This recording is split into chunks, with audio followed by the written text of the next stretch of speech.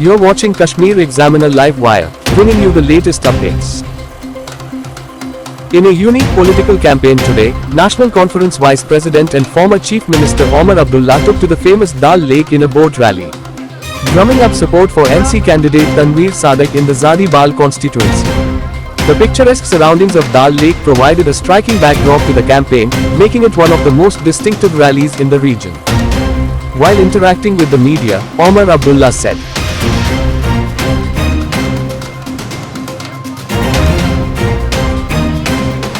इतना हैवी नहीं था जितना हम उम्मीद कर रहे थे। अगर आप देखें तो कई सारे ऐसे इलाके हैं जहां 2014 के मुकाबले इस बार कम वोट पड़े। मैं अगर नूराबाद की बात करूं, नूराबाद में जहां 2014 में 80% वोट पड़े थे, इस बार कोई 20% कम पोलिंग हुई है वहां पे। और भी ऐसे इलाके हैं जहां पोलिंग कम हुई है, और इसके बारे में मौजूदा हुकूमत को सोचना चाहिए कि आखिरकार ऐसा क्यों कि 2014 में जबकि वो कहते हैं आज सारा कुछ ठीक है, आज बॉयकॉट भी नहीं है, आज खौफ भी नहीं है, इन सब चीज़ों के बावजूद कई सारे ऐसे इलाके हैं जहां 2014 के मुकाबले इस बार टर्नआउट कम रह चुका है। लेकिन तब भी जितने लोगों ने वोट डाले हम उसका शुक्रगुजार हैं। और जहां तक रिपोर्ट्स हैं, नेशनल कॉन्फ्रेंस कांग्रेस की परफॉर्मेंस ठीक रही।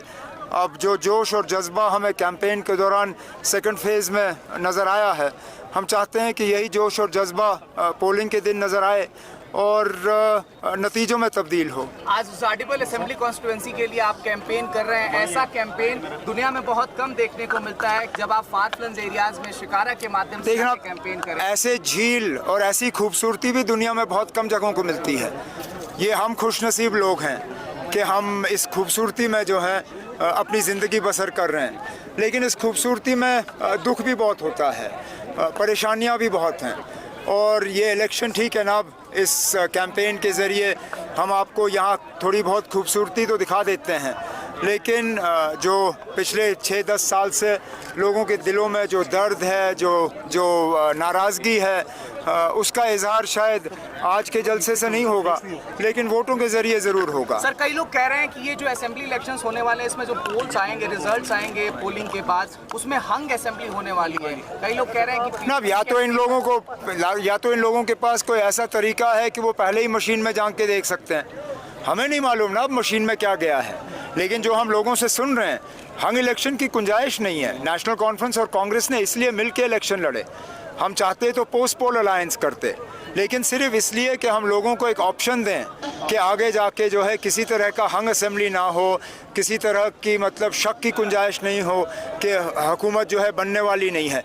बीजेपी वाले चाहेंगे कि हंग असेंबली हो, वो तो चाहेंगे कि उनको एक बहाना मिले यहाँ गवर्नर रूल को जो है और इसको लंबा खींचें, लेकिन जम्मू कश्मीर के लोग इस बात की इजाज़त नहीं देंगे। राहुल गांधी जी और आप एक बीजेपी के साथ अलायंस करेंगे जरूरत पड़ने पर? ना, मैंने जब पहले ही कहा कि इसकी ज़रूरत ही नहीं पड़ेगी। आप 8 अक्टूबर तक ठहरिए, उसके बाद बात करेंगे। राहुल गांधी जी आ रहे हैं तो उसमें अच्छी बात है ना, अच्छा है कि राहुल गांधी जी आ रहे हैं। उनको मुकाबला करना होगा जो मरकज़ी हुकूमत से इतने सारे लीडरान आए हैं। मोदी साहब ने 2 चक्कर लगाए हैं, अमित शाह साहब ने 2-3 चक्कर लगाए हैं, राजनाथ सिंह आते हुए थकते नहीं हैं। इसी तरह बीजेपी के और सीनियर लीडर यहाँ पे आके कैंपेन कर रहे हैं। तो अच्छी बात है कि राहुल गांधी साहब आ रहे हैं। मैं तो चाहूँगा कि वो 2-4 बार और चक्कर लगाएं, और जहाँ जहाँ कांग्रेस जो है बीजेपी का मुकाबला कर रहे हैं जम्मू में, वहाँ पे अपने काडर को थोड़ा और हिम्मत दे।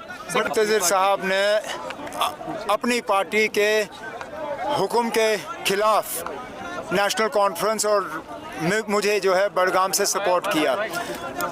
अपनी पार्टी ने पीडीपी के हक़ में ऐलान किया था। अपनी पार्टी के लीडरों ने कहा था कि उनका सपोर्ट जो है पीडीपी के उम्मीदवार को होगा।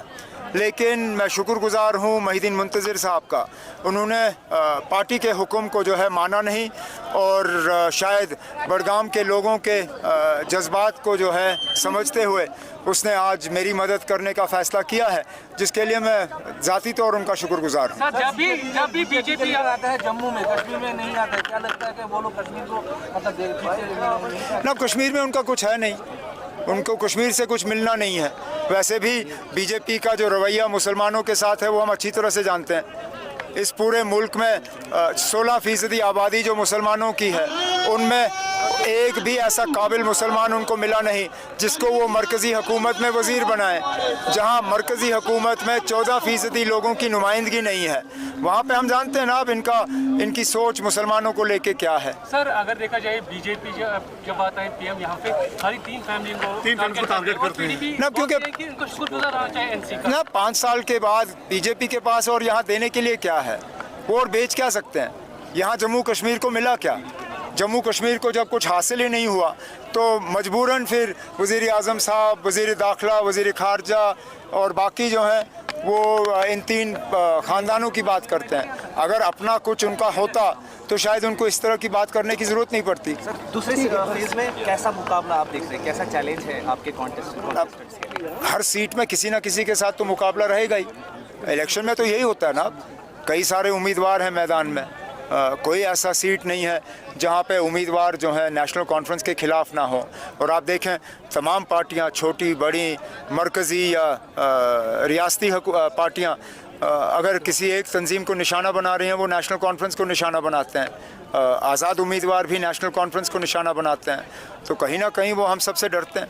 उमर साहब, अब सेकेंड फेज की पोलिंग में केवल 3 दिन शेष रह गए हैं, मतलब दोनों फेज लगभग कंप्लीट होने वाले हैं। एनसी और कांग्रेस कितनी कॉन्फिडेंट है, कितनी सीटें आ रही हैं? अगर आपका कोई इंटरनल सर्वे हुआ है क्या?